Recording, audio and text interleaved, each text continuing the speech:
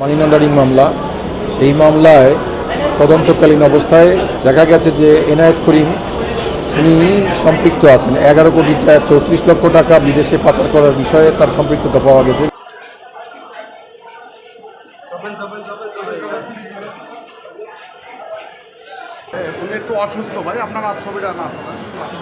Money laundering মামলা, সেই মামলায় তদন্তকালীন অবস্থায় দেখা গেছে যে এনায়েত করিম উনি সম্পৃক্ত আছেন। 11,34,00,000 টাকা বিদেশে পাচার করার বিষয়ে তার সম্পৃক্ততা পাওয়া গেছে বিধায় তাকে সোন অ্যারেস্টের জন্য আমরা প্রেয়ার দিই এবং সোন অ্যারেস্ট করা হয় আজকে।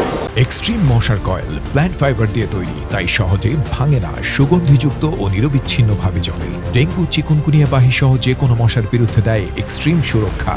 এবং সেই সাথে আমরা 5 দিনের রিমান্ড শুনানির জন্য আজকে প্রেয়ার দিয়েছিলাম এবং বিজ্ঞ আদালতকে আমরা বলেছি যে তিনি আমেরিকা, দুবাই, মালয়েশিয়া, সিঙ্গাপুর এবং অন্যান্য দেশে তিনি অর্থ পাচার করেছেন। সেই অর্থ কাকে কাকে দিচ্ছেন এবং কারা কারা জড়িত এর সাথে, এই পাচারের সাথে আরও, এটাকে নিবিড়ভাবে জিজ্ঞাসাবাদের জন্যই আমাদের রিমান্ডের প্রয়োজন।